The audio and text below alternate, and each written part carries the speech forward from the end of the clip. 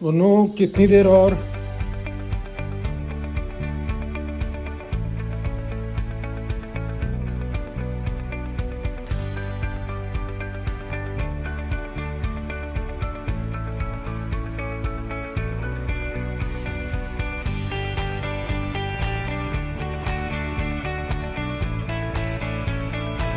Good morning everybody, कैसे हैं आप सभी लोग। तो अभी बज रहे हैं सुबह के 1:30, 6:30 बजे की फ़्लाइट है। 4 घंटे सोई हूँ but I guess it should be fine. भाई छुट्टी पे जब आपको जाना हो, वेकेशन पे जाना हो, तो कैसे आप नींद पूरी लोगे? आधा टाइम तो वैसे एक्साइटेड रहते हो। तो चलिए जल्दी से होती हूँ तैयार, बिकॉज मुझे निकलना है 45 मिनट्स में। सो स्टे ट्यून, बिकॉज मैं आज आपको लेके जा रही हूँ बहुत ही अमेजिंग राइड पे। दोनों कितनी देर और? हाँ बस 2 मिनट हो गया। जूते तो पहनने दो यार, बंदा जूते पहने बिना ही निकल जाए क्या? बताओ बताओ। ये I'm ready। तो भाई ट्रैवलिंग के लिए जितने ज़्यादा कंफर्टेबल कपड़े पहने जाए आई गेस उतना कम है। So I guess this is going very well. ये we are all set for the ultimate masti. चलो चलो चलो चलो चलो चलो। तो भाई इतना अगर सामान रखना है तो हमें गाड़ी भी बड़ी चाहिए थी। थैंकफुली वी गॉट अ बड़ी गाड़ी and that too on time. पूरी दुनिया कितने चैन से सो रही है।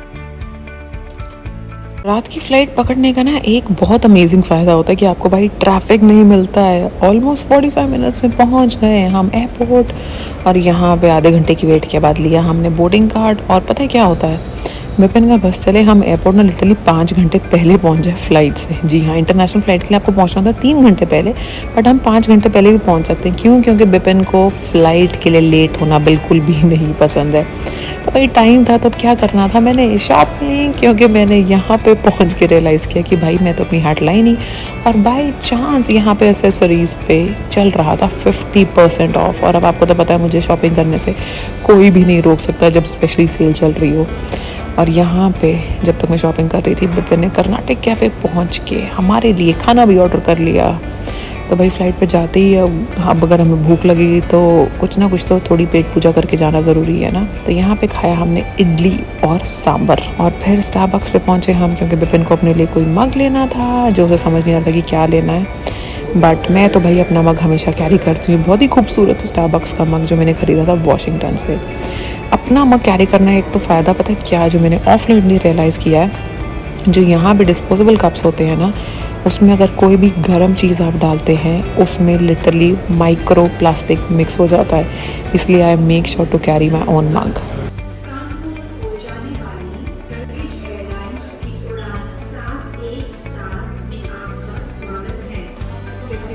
मेरा एक्साइटमेंट का लेवल देख के कोई बोलेगा कि भाई ये लड़की खुद एक फ़्लाइट अटेंडेंट है। जी हाँ, मैं बहुत ही ज़्यादा एक्साइटेड रहती हूँ जब भी बात आती है वेकेशन की। और आज आपको पता चल चुका है हम लोग जा रहे हैं टर्की, इस्तांबुल, और एक नहीं दो नहीं तीन सिटीज़ कवर करने वाले हैं। इसलिए तो मैं ओवरली एक्साइटेड हूँ आज। और आज हम ट्रैवल कर रहे हैं टर्किश एयरलाइन से, और ये एयरक्राफ्ट है 777-300। तो भाई कैबिन क्रू ने कितने ढेर सारे फ़ायदे होते हैं। जैसे आज जैसी मैं फ़्लाइट पर चढ़ी, मैंने क्रू को दिया एक चॉकलेट्स का बॉक्स, और क्रू मुझे पूछ रहा है भाई तुम खुद एक फ़्लाइट अटेंडेंट हो? तो देखिए उन्होंने कितने प्यार से मुझे और विपिन को 2 रोज़ दे दी पूरी। उन्होंने बोला चलो आप आराम से रिलैक्स करो। तो यहाँ पे क्या था, आते ही मैंने अब अच्छे से अपना ब्लैंकेट बिछा लिया। बेसिकली अपनी इकोनॉमी सीट्स को ट्रांसफ़र कर दिया मैंने बिज़नेस सीट में।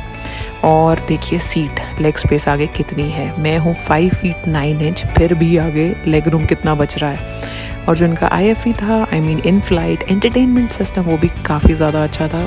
काफ़ी सारी हिंदी, इंग्लिश और भी काफ़ी डिफरेंट लैंग्वेजेस में मूवीज़ अवेलेबल थी इस पे। और यहाँ पे था USB केबल, ताकि आप अपना फ़ोन आराम से चार्ज कर सकें। और अगर आपको कुछ हैंग करना है तो they also have this little hanger, जिसमें आप अपना सामान आराम से कंफर्टेबली रख सकते हैं।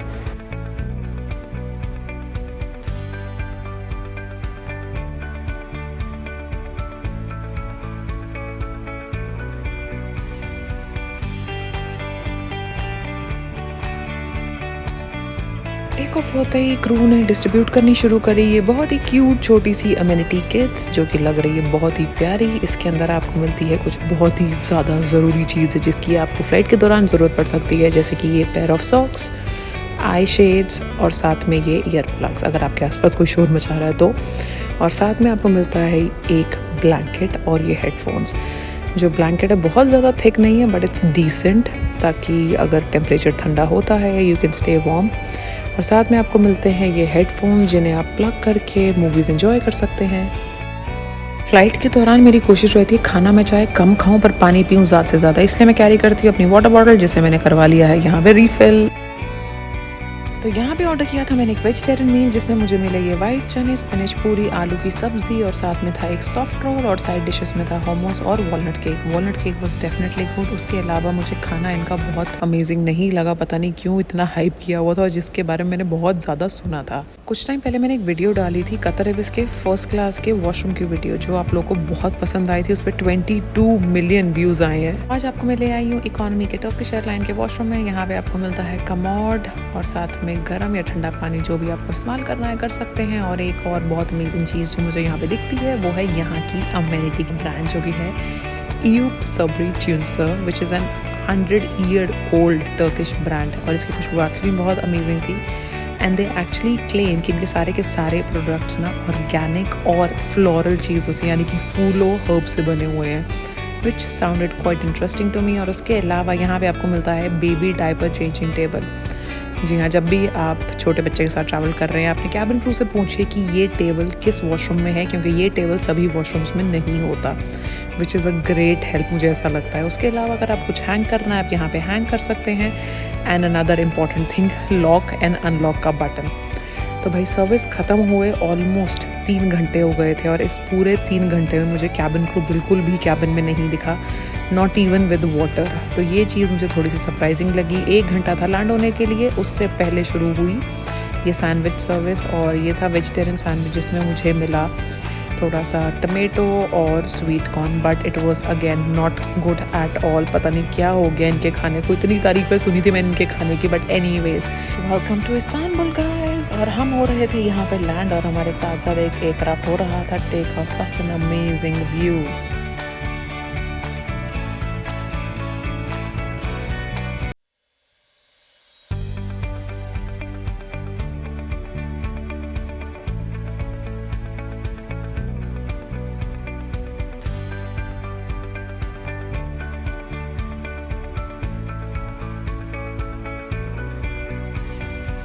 तो भाई उतरते उतरते देखिए आप जल्दी से यहाँ का बिजनेस क्लास, जो कि मुझे लगा बहुत ही ज़्यादा आउटडेटेड।